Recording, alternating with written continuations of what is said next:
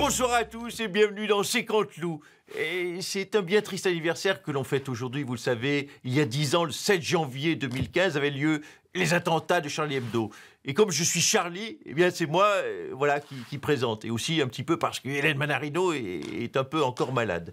On reçoit donc notre premier invité, donc c'est pas moi du coup qui l'ai choisi, Éric Ciotti. Bonsoir. Bonsoir, je suis Charlie. Ah oui, vous êtes Charlie, vous? Oui, parce que dans ce dossier, le choix n'est pas facile. C'est soit je suis Charlie, soit je suis Kouachi. Alors Dieu sait que j'aime pas les gauchistes crasseux de Charlie Hebdo, mais j'aime encore moins les musulmans, donc j'ai choisi mon camp. Je suis Charlie. Mais je suis surtout Charlie Pasqua. Hey, vous connaissant, on s'en doutait un peu. On reçoit maintenant Philippe de Villiers. Vous avez été choqué, vous, par les attentats de Charlie Hebdo? Ah mais bien sûr, vous imaginez que des mahométans s'en prennent à des chansonniers, à des portraitistes français, mais c'était atroce. D'ailleurs, je peux vous dire que je suis très fier de travailler pour CNews et le groupe Bolloré, qui, lui, soutient la liberté d'expression. Et chez nous, je peux vous dire à CNews, tout le monde peut s'exprimer. Vous soyez de droite dure, d'extrême droite ou de droite conservatrice, ils vous donnent la parole.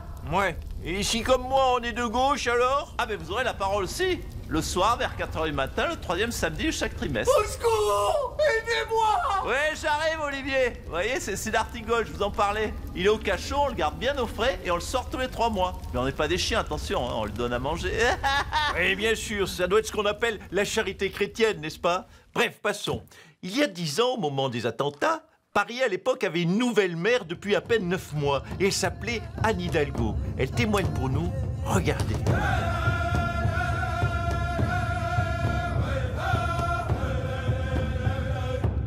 Bison Buté, bonsoir. Alors vous étiez maire de Paris pendant les attaques de Charlie Hebdo. Oh là là, je m'en veux tellement, tellement. Mais enfin, vous n'êtes pour rien. Mais si, bien sûr que si, à l'époque j'étais une jeune mère, j'avais pas eu le temps d'imprimer mon empreinte. Mais si seulement les attentats avaient eu lieu aujourd'hui, mais j'aurais pu sauver tellement de vies. Mais comment ça, c'est-à-dire? Ben, le 7 janvier, les frères Kouachi partent du 19e arrondissement à 11h05. Et dès 11h30, ils arrivent dans les locaux de Charlie Hebdo. Oui, et? Ben, si ça s'était passé aujourd'hui, pour aller du 19e au 11e arrondissement, ils auraient dû passer par le boulevard de la Villette, qui est toujours bouché. Ensuite, ils auraient bifurqué donc sur la rue Saint-Maur, qui est en travaux. Donc, ils auraient tourné sur la rue du Faubourg du Temple, qui est toujours embouteillée. Ils seraient donc repliés sur le périph' où on roule à 30 km/h. Bref, grâce à tous mes embouteillages, ils seraient arrivés à Charlie Hebdo vers 17h30, quand tout le monde était rentré chez soi. Et tout le monde, du coup, aurait été vivant. Oh, mais je m'en veux tellement, tellement, tellement. Ah ben ça se tient, sa théorie à Bison Buté. Parce que moi-même, vous voyez, je suis en scooter, et pourtant, j'ai mis 11 heures pour venir ici, sur ce plateau. Bon, on continue de parler de Charlie Hebdo avec le président, qui malheureusement est mon invité ce soir.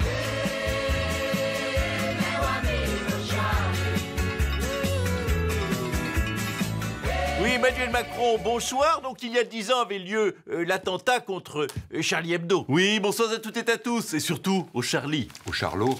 Au Charlotte. Et au Charlène. Et à vous, monsieur Hollande, qui avez enfin trouvé un job à votre hauteur. Présentateur télé. Alors oui, je suis Charlie. Ah oui, vous avez l'esprit Charlie, vous. Mais bien sûr, j'adore les caricatures. D'ailleurs, moi-même, j'ai beaucoup caricaturé les Français. Comme des Gaulois réfractaires. Illettrés. Qui ne font rien. Et qui votent comme des cons. Mais tout ça, c'était de l'humour, hein. Souvenez-vous de mon traverse la rue pour trouver du boulot au lieu de glander avec un RSA qui coûte un pognon de dingue. Bah ça, c'est avoir l'esprit Charlie. Oui, esprit Manu plutôt, oui.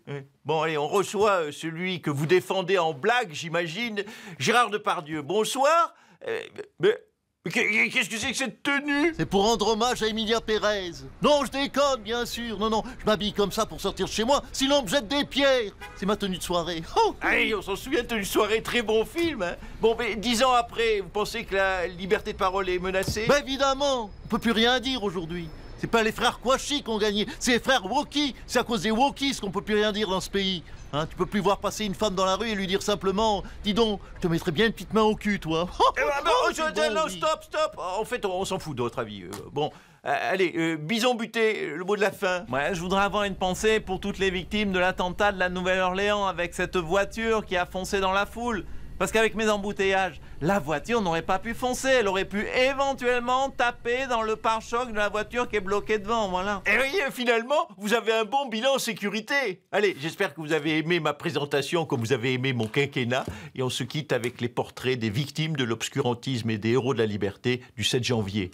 Cabu, Polinski, Charb, Tinius, Philippe Honoré, Bernard Maris, Elsa Kayat, Mustapha Ourad, Michel Renaud, Frédéric Boisseau, Franck Brinsolaro et Ahmed Merabé. Allez, salut à tous.